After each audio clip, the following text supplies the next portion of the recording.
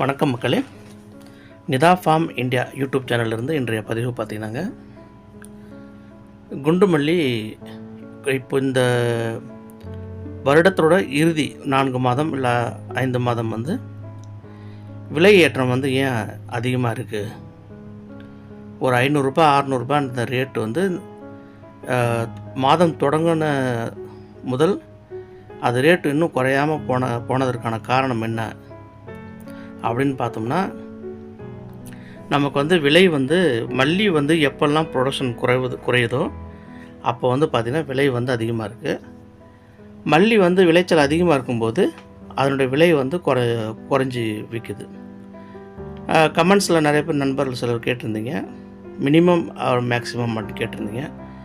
நான் என்னோடய பர்சனல் எக்ஸ்பீரியன்ஸில் நான் அதிகபட்சம் 200 ரூபாய்க்கு கீழே மல்லி போனதே இல்லைங்க. ரொம்ப ரேர் 150 இல்லை 180, அதிகபட்சம் 1 நாள் 2 நாள், அதுக்கு மேலெல்லாம் மல்லி அவ்வளோ சீக்கிரம் குறையாது.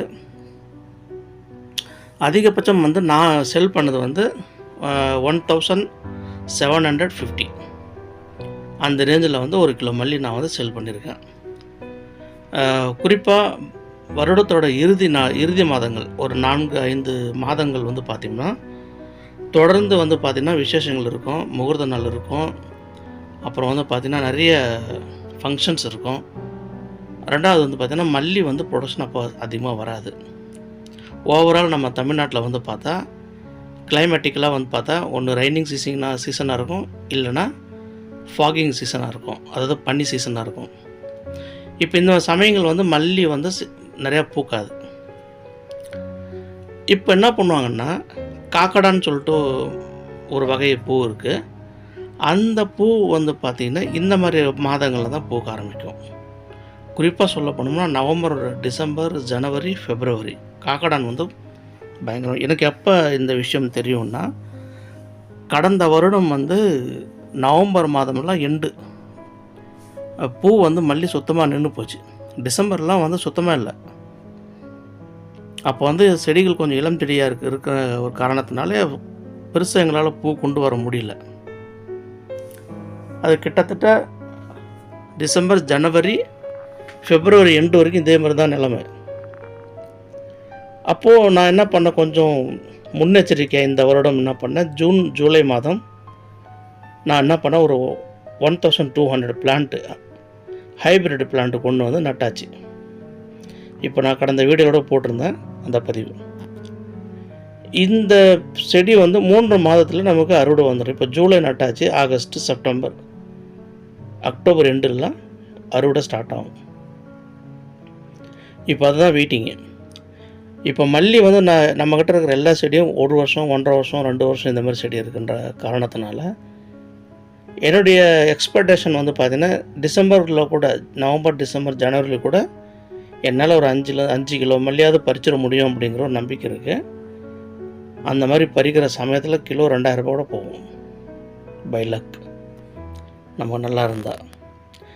நான் அது கூடவே என்ன பண்ணேன் அப்படின்னு பார்த்திங்கன்னா, இந்த சைட் பை சைடு பார்த்திங்கன்னா இந்த மாதிரி முருங்கை கூட சேர்த்து நான் ஒரு 5000-6000 பிளான்ட்ஸ் சேர்த்து வளர்க்குற ஒரு காரணத்தினால நமக்கு ஏதாவது ஒரு season, off season, peak season, intermediate season, எந்த சீசன் இருந்தாலும் ஏதாவது ஒரு கிராப் நமக்கு இன்கம் கொடுத்துக்கிட்டே இருக்கும். பன்னீர் ரோஸ், பட்டன் ரோஸ் எல்லாமே இருக்குது. இந்த மாதிரி நமக்கு ஏதாவது ஒரு வகையில் நம்ம தோட்டத்துலேருந்து நமக்கு நம்ம பொருள் சந்தைக்கு போய்கொண்டே இருக்கணும், நமக்கு ஒரு இன்கம் வந்துக்கிட்டே இருக்கணும். இதில் பார்த்திங்கன்னா மல்லி மல்லி கொஞ்சம் மேன் பவர் அதிகமாக டிபெண்ட் பண்ணியிருக்கிற ஒரு கிராப்பு. முருங்கை நம்ம வீட்டில் 1 பேர் இல்லை 2 பேர் இருந்தால் போதும், 100 கிலோ முருங்கையெல்லாம் சர்வசாதாரணமாக அறுவடை பண்ணிடலாம். இது மாதத்துக்கு ஒரு முறை இல்லை 2 மாதத்துக்கு ஒரு முறை நமக்கு அதுக்கு நம்ம அடி உரம், மாட்டு சாணம் இல்லை நீங்கள் செயற்கை முறையில் போனீங்கன்னா அந்த உரம், அந்த மாதிரி நீங்கள் போட்டோன்னா வேலை ரொம்ப குறைவு. அதேமாதிரி தென்னை பார்த்திங்கன்னா மாதம் ஒரு முறை 35-40 நாளுக்குள்ளே நமக்கு ஹோல்சேலர் அவங்களே வெட்டி கொண்டு போயிடுறாங்க. நமக்கு அதுலேயும் வேலை ரொம்ப குறைவு. தேக்கு மரம் இருக்குது, அதில் இன்னும் ரொம்ப வேலை குறைவு. ஒரு 2 மாதத்துக்கு ஒரு தடவை நமக்கு கிரவுண்ட் ஃபெர்டிலைசர் நம்ம போட்டு விட்டோம்னா மரம் அது பாட்டு பெருசாகிட்டு இருக்கும். 15 வருஷம் கடந்து தான் நமக்கு விற்பனைக்கு அது நமக்கு வேலை.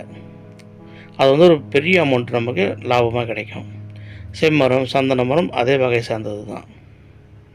ஸோ நம்ம ஒரு 5-6 கிராப் நம்ம வந்து நம்ம பிளான் பண்ணி நம்ம வைக்கிறோம் அப்படின்னா ரொம்ப வேலை கம்மி. அதுக்கடுத்து கொஞ்சம் வேலை, அதுக்கடுத்து கொஞ்சம் வேலை, அதுக்கடுத்து கொஞ்சம் வேலை. இந்த மாதிரி டிஃபைன் பண்ணி நம்ம வைக்கும்போது மட்டும்தான் நம்ம வீட்டு தோட்டத்துக்கு 2 பேர் 1 பேர் இருந்தால் கூட நமக்கு வந்து ஒரு 15, 20, 30 ஏக்கர் வச்சுருந்தா கூட நம்மளால் மேனேஜ் பண்ண முடியும். இல்லைன்னா ரொம்ப சிரமம். காரணம், நம்ம என்ன நேரத்தில் எக்ஸ்பெக்டேஷன் பண்ணுறோமோ அந்த நேரத்தில் ஆள் கிடைக்கிறது இல்லை. லேட் பண்ணி வர ஆள் அது வரைக்கும் நம்ம பயிரும் நிற்கிறதில்ல. மல்லியை பொறுத்த வரைக்கும் வீக்லி ஒன்ஸ் ஸ்ப்ரே 100% நம்ம பண்ணியே ஆக வேண்டும். அதேமாதிரி 20 நாள் ஒரு தடவை அடி உரம் போட்டே ஆகணும். இல்லைன்னா ரிசல்ட் அப்போவே நம்ம காட்டிட்டோம், பூ வராது, ஈல்டு வராது.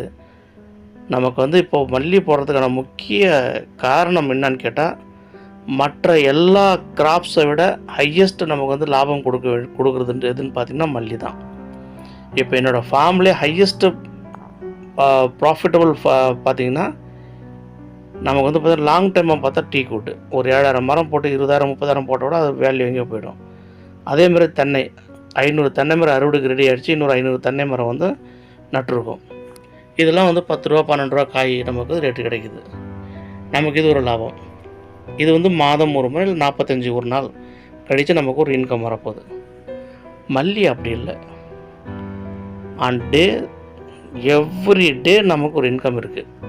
ஒரு 50 கிலோ மல்லி நம்ம மட்டும் ஒரு சக்ஸஸ்ஃபுல்லாக வந்து நம்ம ஹார்வெஸ்டிங் பண்ணிட்டோம் பர் டே அப்படின்னா 300 ரூபாய் ஆவரேஜ் ப்ரைஸு. 2000 ரூபாய், 2500 ரூபாய், 100 ரூபாய், 200 ரூபாய் விட்டுருங்க. 300 ரூபாய் ஆவரேஜ் ப்ரைஸ்.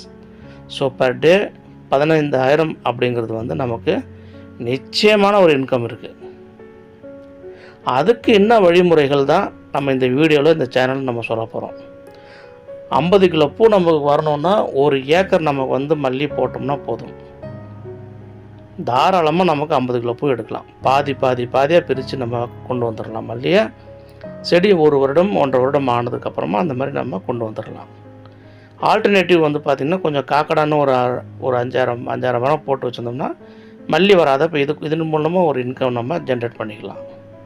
நமக்கு 50 கிலோ பூ பறிக்கணுன்னா நம்ம ஒரு ஆள் 4 கிலோ பூ பறிப்பாங்க அப்படின்னா ஒரு 3 to 4, 5 ஹவர்ஸில் பறிப்பாங்க அப்படின்னா நம்ம குறைஞ்சது ஒரு 10 பேர் வேணும். நம்ம வீட்டு ஆளுங்க ஒரு 4-5 பேர் ப்ளஸ் 10 பேர் வெளியிலேருந்து ஆளுங்க வேணும். அப்போ நமக்கு எவ்வளோ லாபம் எவ்வளோ நஷ்டம் பார்த்தா 10 பேருக்கு நம்ம 150 ரூபா கொடுக்கணுங்க. ஸோ ஒரு நாளைக்கு வந்து நம்ம 1500 rupees நம்ம ஆளுங்களுக்கு கொடுக்குற மாதிரி இருக்கும். இதே நம்ம 30 நாள் கண்டினியூஸ் அந்த மாதிரி கொடுத்தா 45,000 ஆளுங்களுக்கு போயிடும். ஒரு ஏக்கருக்கு வந்து அடி மருந்து மேல் மருந்து நீங்கள் எல்லா உறவு செலவு வச்சா தான் கூட ஒரு 25,000 ரூபாய் இருந்தால் போதும். 20,000 25,000 அதிகபட்சம் பார்த்திங்கன்னா ஒரு 20,000 போதும். 45 + 20 65,000 ஆகிடுச்சு. அது போக வந்து பார்த்திங்கன்னா நம்ம வந்து டிரான்ஸ்போர்ட் பண்ணுறது வர்றது எல்லாமே ஒரு 5,000 70,000. 15,000 ரூபாய் போட்டால் எவ்வளோ வருது நமக்கு? 4.5 lakhs. அதில் நமக்கு செலவு எவ்வளோ போகுது? 70,000. ஸோ நிச்சயமாக நமக்கு நிகர லாபம் வந்து பார்த்திங்கன்னா ஒரு 3,80,000 ரூபாய் லாபம் இருக்குது. இன்னொரு 80,000 நமக்கு போனாலும் பரவாயில்ல, நிகர லாபம் நல்லாவே இருக்குது. அதனால் நம்ம மல்லி பயிர் பண்ணுவோம். சிறப்பான ஒரு வருமானத்தை நம்மளால் பெருக்கிக்கலாம். நன்றி நண்பர்களே. Please subscribe to my channel. Thank you so much for great support. Thank you.